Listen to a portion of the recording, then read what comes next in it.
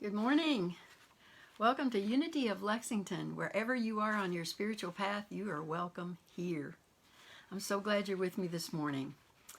So we will begin with a song that I've chosen for you. It's by a gentleman whose name is Kyle Shiver, S-H-I-V-E-R. This is taken from his CD entitled We're All One Human Family. And Kyle's a rocker, and his band is rocking. So it's a little different than what we usually have, but I hope you enjoy it. So let's do it. And the title of the song is Light, Light There Shall Be.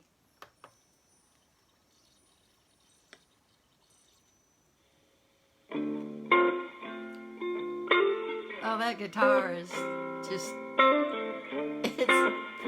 it's great.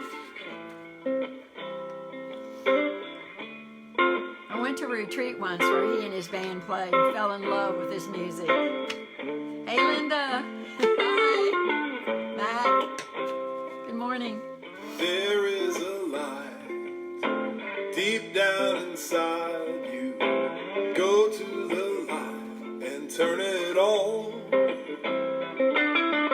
You can stop searching all around you. Go to the light and turn it on. Let your love light shine in the face of darkness. Let your love light shine on someone in need. Darkness is the absence of light, so just go turn on your light. And light there shall be.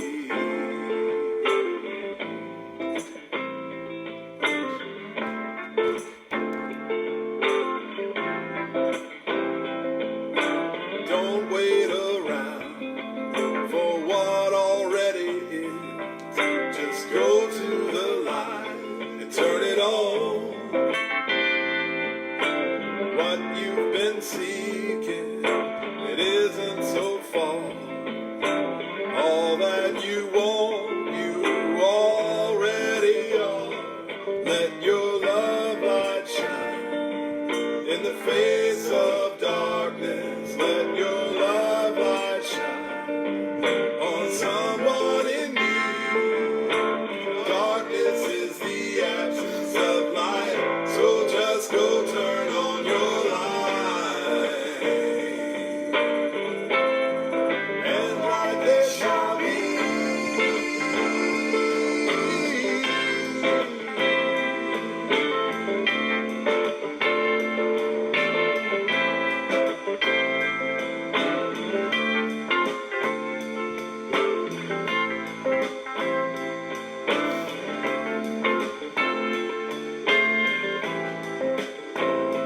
Let your love light shine in the face of darkness. Let your love light shine on someone in need. Darkness is the absence of light, so just go turn on your light. And light there shall be.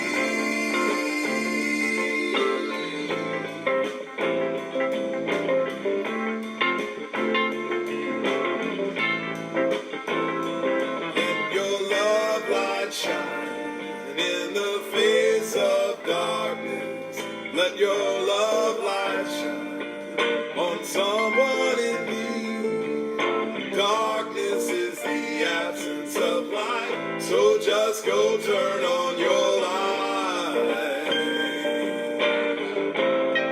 And light there shall be. And light there shall be. And light there shall be. And light there shall be. And light there shall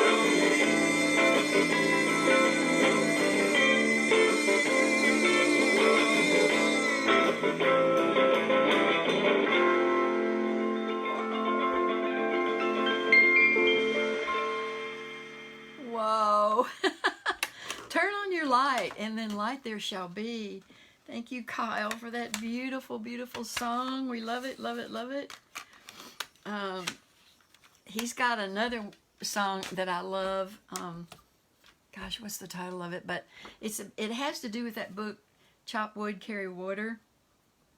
And anyway, there's another one in here, Till the Well Runs Dry. And I think that's part of the lyrics is chop that wood, carry that water. It's like, wow, that's really cool. Okay, a little bit different order of service this morning because I've decided to do or to share with you a meditation by Sky St. John and Michael Girasitano. And they were two very talented, or I know Michael's still around, I just have lost touch with him, and Sky has gone on and made his transition, but very talented individuals. So their meditation is entitled Be Still. So we're going to do that today. And because of that, I think it's about 12 minutes long altogether. Maybe not. Anyway, we're not going to have a closing song, but that's okay.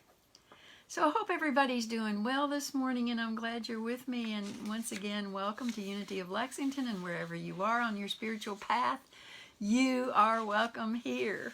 Yeah. Okay, our services are posted on YouTube, but we're still having some problems. But I did meet with the tech guy, Han Fan is his name, and he's going to help me get some bugs straightened out. And we're going to meet next week to talk about how to record the service in person. And I'm so excited because that's something I just really can't wait to have happen. So they're on YouTube, and again, I always say the music's removed for copyright reasons on YouTube. We don't have much trouble with Facebook, a little, but So, but they're just, they're not last week's or they're not this week's on YouTube. They're like whatever, a week or two or three ahead, behind. So let's go to our prayer list this morning. Our prayer list has been so wonderful. We've had some real blessings as a result of praying together, and I thank you for that. I thank you. If all you can do is daily remember the Unity of Lexington prayer list, God knows who's on that list. So anyway, we pray for peace and harmony in our community, our nation, and our world, for divine wisdom and guidance, for our national and world leaders, for all those who are suffering from and have transitioned due to the coronavirus, for their grieving families and friends, as well as our first responders, frontline, and essential workers, especially Nicole and Leslie. Please pray for healing for Carol S., Jenny, Diane, Wendy and her family, who are Michelle, Madison, Michael, Kayla, Caleb, Braden, and Dennis. Please pray for Alicia, Mark, Deborah and her mom Gloria, Ashlyn, John, Reverend John, Margie, Steve and his mom Doris, Kim, Deanna in the sudden loss of her daughter Leah Catherine. Please pray for Lynn, Sandy, Sylvia, Betsy, and fur baby Chloe Faith, Julie, and Edie. Also, we have prayers of thanksgiving from Carol in the peaceful transition of her fur baby Beanie. We were praying for Beanie, and he did make his peaceful transition, and it did help her through, and she was very grateful that we prayed with her. So if you want prayer support, PM me or email me, revcarolunity@gmail.com, and that's Carol with an E, and I'll be happy to put you on the list, and I'll be happy to pray with you. It's an honor to pray with you. And thank you all for supporting us. And go to the Shop Now button on our Unity of Lexington page if you want to donate. And I hope you will support us. And we're just so grateful that you're with us. And we're doing fine, even though we've been online for well over a year now. A year and 3 months or something like that. So I'm just thrilled that everybody's hanging in there with us. We've lost a few along the way, but not many. So I'm really grateful. So our mailing list, if you want to mail a donation, is found on the Facebook page. It's over to the left on the column, and it says About, and that does list our mailing address. So I chose this morning the daily word that's actually from another date, May the 17th it was, because it's one of my favorite affirmations, and it's a big one in Unity, and we all say it. And so the word for today is let go, let God. And the affirmation is, I do what is mine to do, then I let go. Kind of hard, isn't it? Don't most of us leave claw marks and all kinds of things like that? So, let's see, somebody's writing me. Carol S. was given news that her more specific blood test came back negative. So that's good. And she says she appreciates all the prayers and thoughts, loving thoughts and prayers. So that's why I get close to the camera, because people are writing me little notes and I can't always see them way back here. So that's great news, Carol. We're happy for you.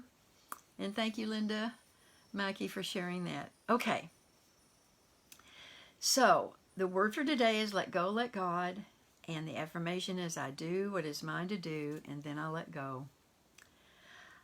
I am grateful for the gift of discernment that helps me realize when to hold on and when to keep trying, planning, and working, and when to let go. There is a time for the activity of the world, and there is a time for the activity of spirit. My task is to recognize when I have reached the limits of my efforts. With a full heart and a clear mind, I feel complete in my work. I release the need for outcomes and desires and know that all will be resolved in its time. That's good. I am grateful to give my concerns, my plans, and even my dreams over to the divine within, that part of me that is one with God. I give thanks for divine order and the peace of mind it gives me. I let go and let God, grateful that the divine moves through me and expresses as me. So our scripture for today is from the first book of Peter, chapter 5, verse 7. Cast all your anxiety on him because he cares for you. And of course we know back then it was patriarchal and God was perceived to be a man. We know God embodies all genders. All genders. Our sacred scripture supports that. We have made humankind in our image. Yeah, look it up.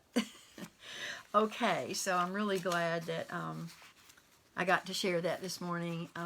Let go and let God is just such a wonderful thing. So we're going to join in on this meditation. Excuse me. I'm trying, I watched myself last week and all the crazy things I was doing, blowing my nose and drinking water and scratching my head, and I'm like, Carol, you really need to be more professional. I'm really trying, gang. I really am. So what do? I go and bump the camera. Sky St. John was such a delightful being. He was hysterically funny. He used to be, he was a nurse, okay? And he went to the island, the leper island out in the Pacific Ocean, and served for a year as a nurse. I mean, he was just this beautiful, beautiful, beautiful human being. But he was hysterically funny. And he was at that hotel in, I guess on the big island of Hawaii. It was called the Bubble Room. Remember that? Don Ho in the Bubble Room. Well, he took Don Ho's place after Don Ho passed on. So he did my first service when I was in ministerial school and getting ready to graduate, and we all had to do a service for the first time to get our feet wet. And of course, all the employees from Unity Worldwide would come in and sit down and hear us and participate in our service. He did my music. It was so awesome. So I just have this one CD. I'm sure I probably can never get another one, but because he's passed on and I've lost touch with Michael. But I hope you enjoy it. This is so typical of the kind of spiritual work that Michael in Sky St. John, Reverend Sky St. John, did together. So I hope you enjoy it. So let's do that together this morning. Let's see if I can... Oh no. Okay, goodness sakes. Let me see here what track I'm on. I'm still on the old-fashioned track. I'll be honest with you on that. Yeah, I thought I was right. Okay. So I'm going all the way to track 12. And it's So just all right, here we go. So this is our meditation for this morning. You might want to sit back and just relax and just enjoy Sky and Michael. Be still, be still, be still, be still, be still, and know that I am God. Be still and listen to the voice within. Be still and know that I am God. Be still and know that I am God.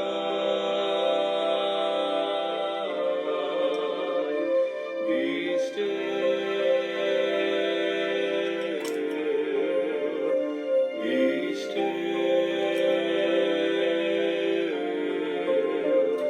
be still, be still, be still, and know that I am God. Be still and listen to the voice within. Be still and know that I am God. Be still and know that I am God. Be still, be still, be still.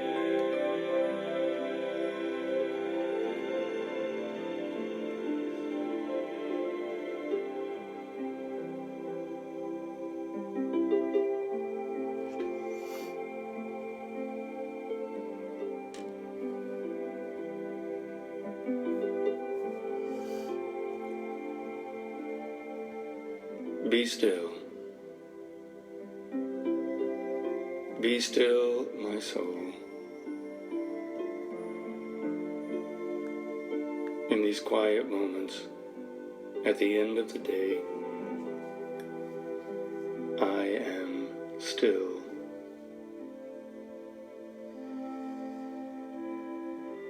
Resting,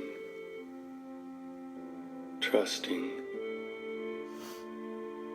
and knowing God.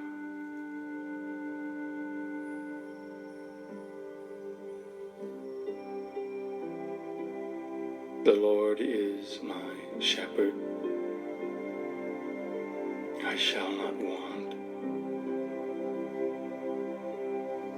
He makes me lie down in green pastures. He leads me beside still waters. He restores my soul.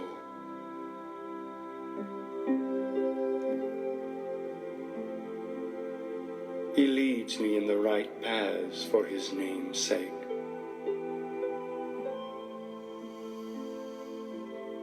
Even though I walk through the darkest valley, I fear no evil, for you are with me. Your rod and your staff, they comfort me.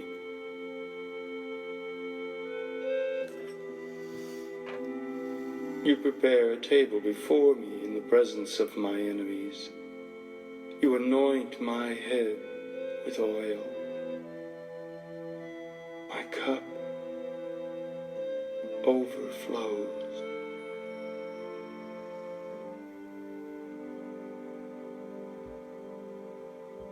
Surely goodness and mercy shall follow me all the days of my life. And I shall dwell in the house of the Lord my lifelong.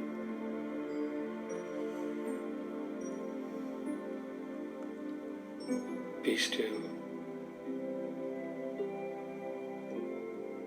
Be still.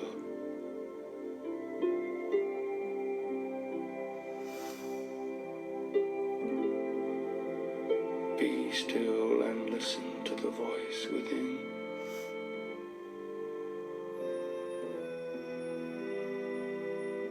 The voice that leads us to green pastures, to still water, right paths. The voice that is with us even through the darkest valleys.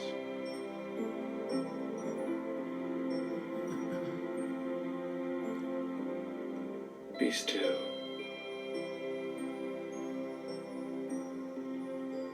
Be still and dwell in the house of the Lord. This very moment.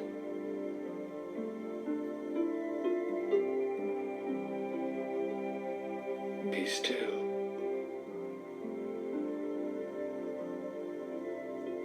Be still.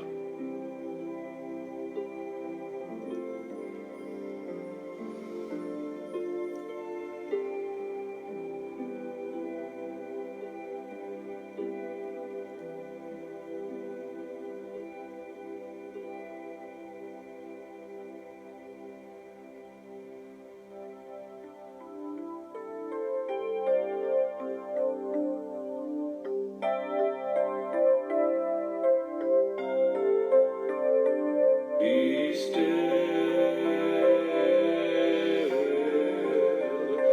be still, be still, be still, be still, and know that I am God. Be still and listen to the voice within. Be still and know that I am God.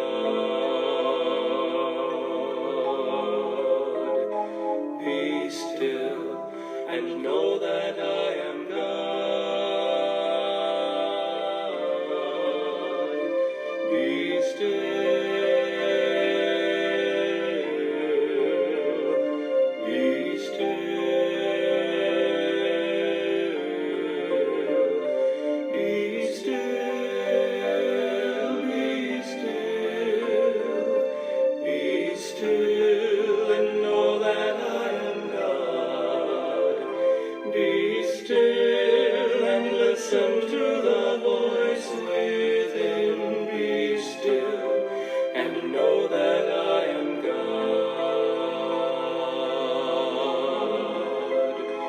Be still and know that I am God.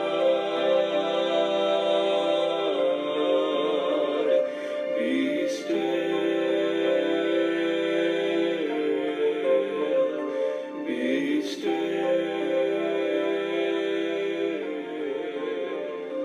be still.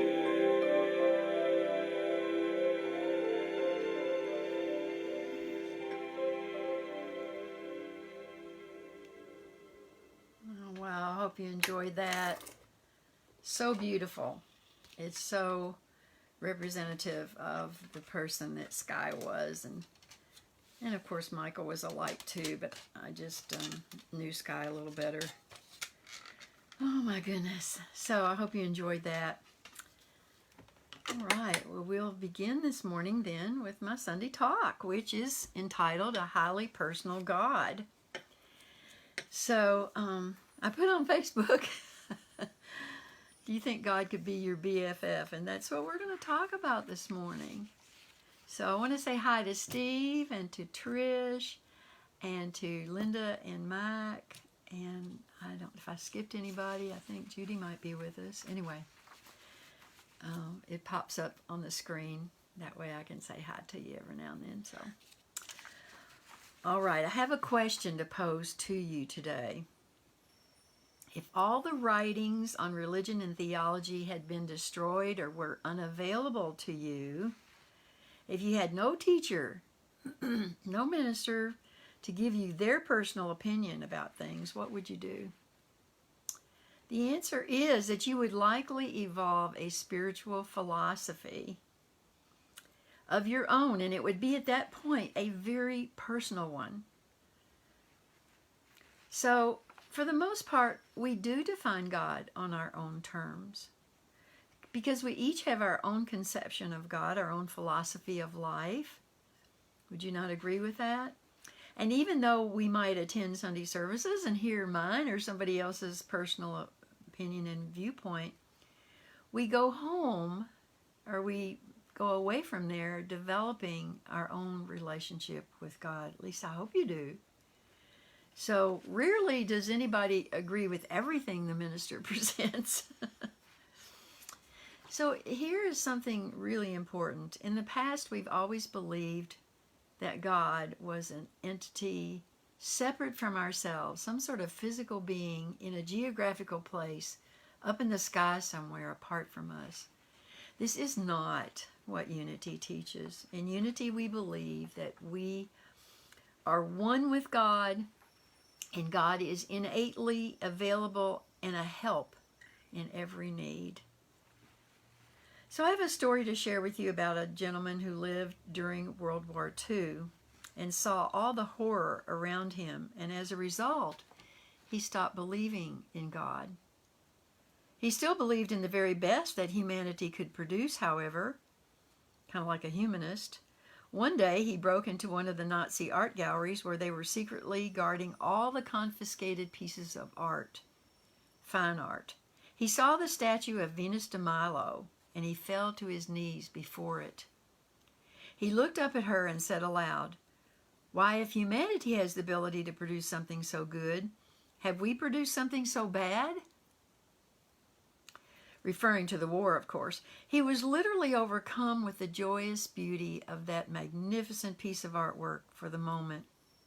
As he looked up again at the statue, he realized her ears were marble, and she could not hear his prayers. Her arms were broken off and could not reach down to his aid. Her heart was cold stone and could not feel. Her eyes were empty and could not see. He paused and said, "Wait a minute. What am I doing? She is adored and praised as a goddess, and yet the Venus de Milo cannot respond to my needs." And in that moment, he fell to his knees and prayed to a God that has the power to reach out and touch, a God that has the power to touch every one of us. That is why we are here on earth, and that is to touch one another, to know one another as expressions of God deeply and personally. So I have another story to share with you. This depicts a woman who was praying at the altar of an empty sanctuary. One of the church staff saw her as she walked by an open door and was moved to enter and just touch her on the shoulder while this woman was kneeling and praying. The woman turned around quickly with a smiling face, which soon fell, and she frowned as she said, "Oh, for a moment I thought it was God touching me." But the staffer responded, "Whose hand do you think God would use?" More of God is revealed to us and becomes personal to us in countless ways during our personal day-to-day experiences. If we need supply or assistance, we have divine ideas upon which we can draw at every moment. We are blessed with kind and loving people who are the heart and hands of God in their selfless service. God is expressed personally in our lives as our spouse, our partner, our parent, excuse me, our child, our teacher, our neighbor, our classmate, our coworker, and our friend. That's God in expression. Totally God in expression. The love and care we give to others is at the heart of spirituality. I hope everyone understands and knows that and practices that. There is, in fact, no separation between us, and to give is to receive. We're all joined at the hip spiritually, so to give is to receive. Here's another story. I got lots of stories this morning, but the telling of it is timeless. I told it several years ago. Excuse me, I need to take a drink. I took an antihistamine last night, so I don't know. I'm searching. I'm going to be on a quest today to find a better one. Unity minister Jim Rosemurgy was greeting congregants following one Sunday service he had conducted. A little boy who was mentally challenged came up to Jim and put his arms around him, looked up and said, "I love you, God." Oh, isn't that the sweetest thing ever? Jim said it was sometime later before he realized what a profound thing had taken place. He began to ponder that if he, Reverend Jim, were to have the opportunity to walk up and greet God one-on-one, no whining, no murmuring, no list to present, and just say, would he be so giving as to be able to simply reach out and say, "I love you, God"? That is truly the kind of close and up-close personal relationship we aspire to have with God. Would you agree? We are the hands, the ears, the eyes, the voice of God, the heart of God. God is, and we do. It's easier to conceptualize this view of God when we practice what's called God is language. Okay, God not only acts, but God is action. God not only moves, but God is movement itself. God not only thinks, but God is thought. This concept becomes a bit trickier when we begin to conceive of the idea that God doesn't live, not only that God lives, but God is life. It's another step beyond. So try your best to take it, that step. God not only answers prayer, but God is prayer. When we begin to understand, what we begin to understand then is God is not just a being. Really, God's not a being, but beingness itself. Beingness itself. God is energy. God is the energy of the universe. But this is difficult because we want to think, and we have a tendency to think of God having skin on, don't we? So, we need to have a God that we can be known by and a God that we can be touched and touched by. We can find that aspect of God in creation, in each other. God is expressed most profoundly in relationship and in service to one another. Let me say that again because that's the heart of what I'm talking about this morning. God is expressed most profoundly in relationship and in service. So I invite you this morning to take a look at the various characteristics which we espouse that define a close personal relationship, say of one friend toward another. And I've written some down for you. A friend is someone to confide in, someone we spend quality time with, someone we depend upon and who is dependable in return and is always there for us, someone who's quick to offer help, someone who we share memorable experiences with, someone who loves and accepts us, defects and all, someone who is a good listener, right? And finally, someone who never tries to control or manipulate us. That's a really good friend. Well, here's some others I think you might enjoy. Definitions of a friend. A friend is someone who takes you to lunch even when it isn't tax deductible. Oh, you never know how many friends you have until you buy a house with a pool.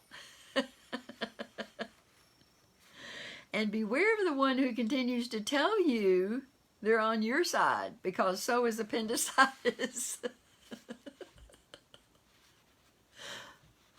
I can't help it. It's just, a friend is somebody that you can call on in the middle of the night. Someone you just really enjoy being with.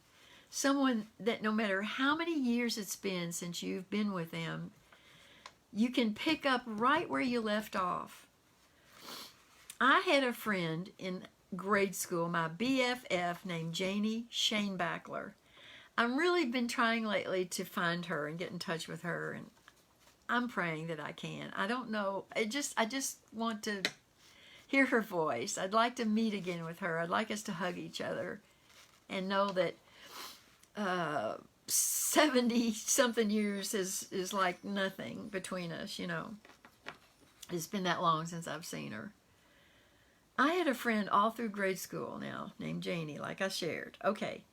We shared so much together. We shared sock hops. I wrote all these down. Parties, school exams, our first cigarette, I'm sorry to say. Yes, I was one of those. Oh. Poodle skirts, and some of you people my age will remember this, and this is really hilarious. We shared putting our furry Angora sweaters. Now, they were made from rabbit fur, which I would never wear now, but anyway, never. But we were told to put our furry Angora sweaters in the refrigerator so they would grow. I swear my mother put up with this stuff. I don't know how she did it. But the sharing of all those things is, you know, the clothes that we liked together and all of that was what bonded us together. We never compared what we had in a material sense, ever. The experience of our friendship was what meant so much. And I know, as I said, if I called her up today, it would be like, even though it's been 70-something years since we've seen one another, we could pick up right where we left off. I know we could. So, going back to those 8 attributes of a good friend that I mentioned earlier, it's comforting when you think about the fact that God fulfills every one of those. Every one of those. And we, in turn, fulfill our responsibilities to God in our roles as God's friend. We try to be the best manifestation of divine energy that we can be. We try to be the fullest and most complete expression of God we can be.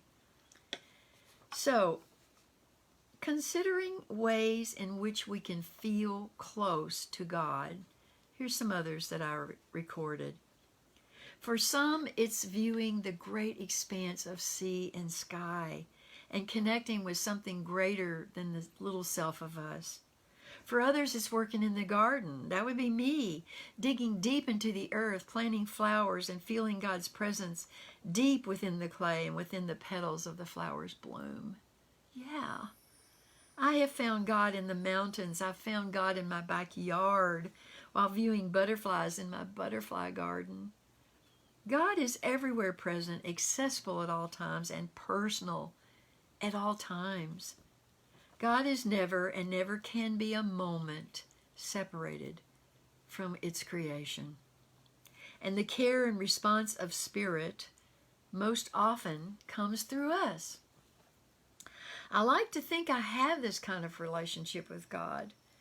We talk often, God and I do. We support one another. We listen to one another. I never try, at least as to the best of my ability, not to manipulate God. The futility of that is pretty obvious, I would think. Because I know I've certainly tried in the past. I depend on God, and I like to think God depends on me. We share memorable experiences together, God and I. I spend quality time with God in prayer and meditation. I confide in God, and God confides in me. At times, God listens to me and vice versa. That's important. We can't always be the talking head. We got to be quiet and listen to what God has to say. I do my best to fulfill my responsibilities to God as my personal close friend. God is, at this point in my life, my BFF. You know, that's best friends forever in kid language. I feel God's power and presence deeply when I'm asked to work with someone on healing. in those cosmic moments when I touch the person lightly and close my eyes, I feel that presence so powerfully, so completely, that all else ceases to exist in my life except that oneness and that power and that presence. And I'm frozen in time as I behold this person's wholeness, this person, the light and beauty of their spirit. It's as if there's never been, not now, or never will be any illness and disease in this person. There's only this oneness. There's only the oneness that I experience in those healing moments. And oh, would that I could stretch them into hours and days and weeks and months of years of knowing nothing else.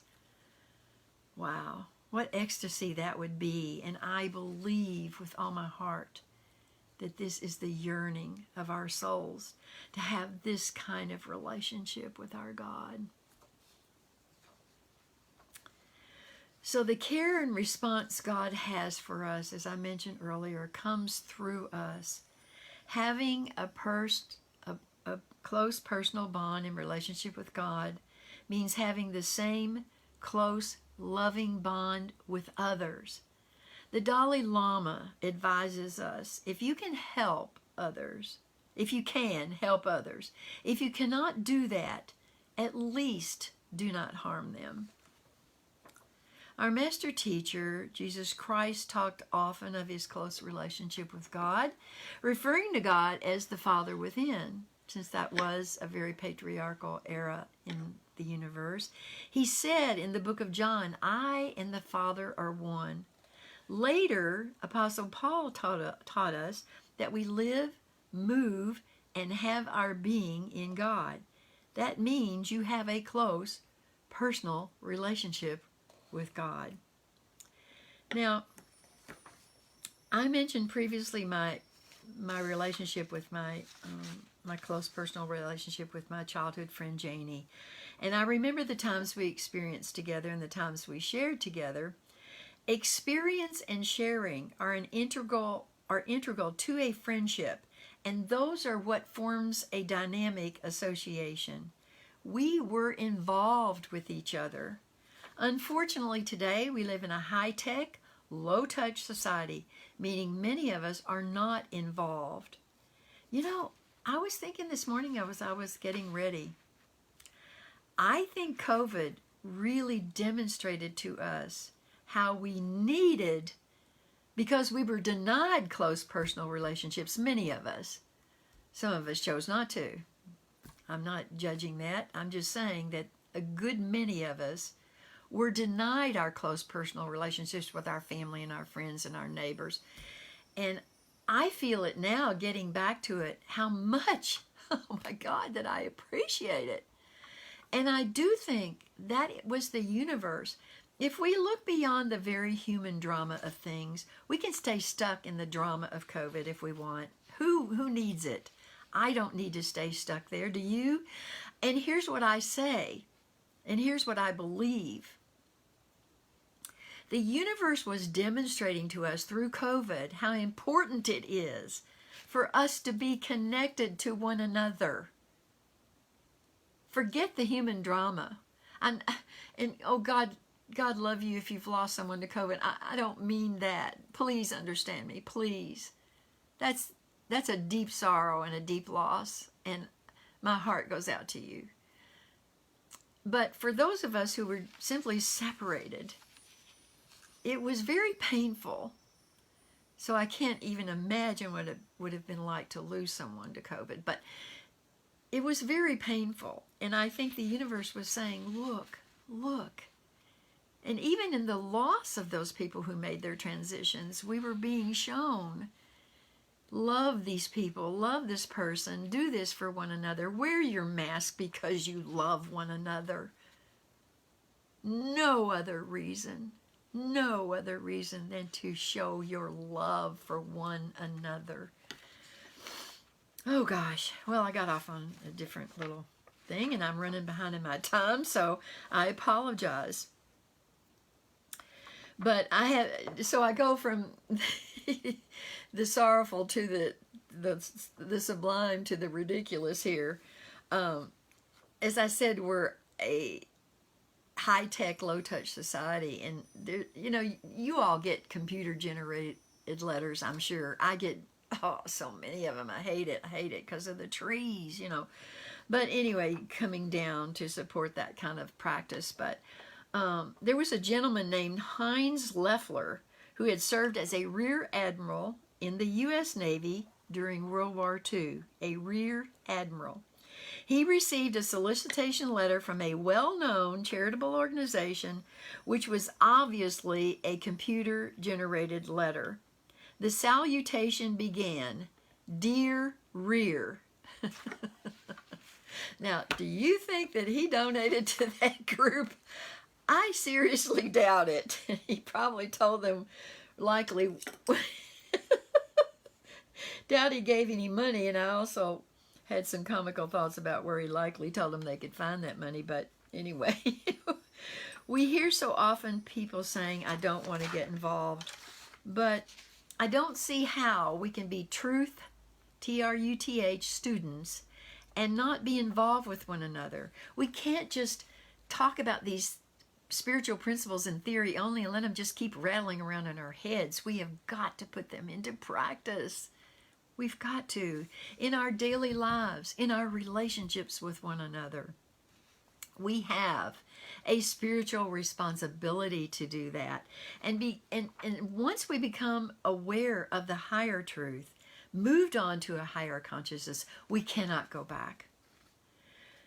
You can never go back. If you do try to go back, you will recognize instantly the foolishness of that, because your heart and soul will have moved on, and some of us dragging us with it. Once you have spiritual knowing, you cannot undo it because it has become a part of you. Many of us have been divorced. Many of us have had fallouts in relationships. Many of us have judged others. Many of us say to ourselves, I don't want that person in my life any longer. I'm cutting them out of my life. I'm not going to think about them. You may tell yourself you're over this person, and you tell everyone else, I'm over it. I'm gone. I've moved on. That's a famous or a well-said adage. I've moved on. Really, have you? Because love never dies. There is a part of your heart and soul that still loves this person or persons whom you or I have cut out of our lives. It is not possible. We are created out of love itself. God is love, and out of which we are created. We cannot do that. We might want to. Our personality wants to badly. Oh, like, keep that person over there. Yeah, No, love never dies, because the God within us loves unconditionally, unendingly.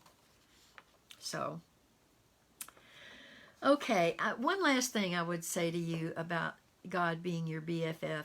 What would you think if you had a friend that every time you turned around, your doorbell rang, and the person needed a cup of sugar, or the person needed you to do them a favor, or the person needed help with their relationship, or the person needed money? Need I go on? This is usually the laundry list that we take to God. What if you had a friend like that? That's all that friendship consisted of, was this doorbell ringing and wanting something. I mean, really, always showing up with their hand out. That is the definition of a very one-sided relationship. So let's turn things around today. Let's do that together. Just even if you just think about it for the next week, it would be a step in the great direction. And say to yourself, when you get up in the morning, say to, not yourself, but say to God, here I am, God. What can I do for you today? How can I help you today? How can I be your eyes and your hands and your heart and your voice and your feet today? How can I do that, God? Show me the way. If you do that, your relationship with God will reach unfathomable depths. You will have God experiences you've not had theretofore. You will have them. You will be, without a doubt, a truly powerful force for God on this planet. If you get up in the morning and that's what you say to God, or that's what you ask God, or that's how you show up, ringing God's doorbell on God's step, wow. So I'm going to close with a famous saying, and those of you who are older will remember it. It's a takeoff on a famous saying, and I'll say that after I finish. Ask not what God can do for you, but what you can do for your God. And of course, that's a takeoff on JFK, John F. Kennedy's famous saying, ask not what your country can do for you, but what you can do for your country. So ask not what God can do for you, but what you can do for God. Be God's BFF. It's so possible. All right, we're going to close with a prayer for protection. I'm going back to my old habits. The light of God surrounds us. The love of God enfolds us. The power of God protects us. And the presence of God watches over us. And wherever we are, God is, and all is swell. So God bless you. I love you. I ran a little bit over today, so you get to practice forgiveness. And I will see you next week. Not sure what I'll be talking on, but if you have something you want me to talk on, feel free to write me on the Facebook page or email me or something. So, all right, guys.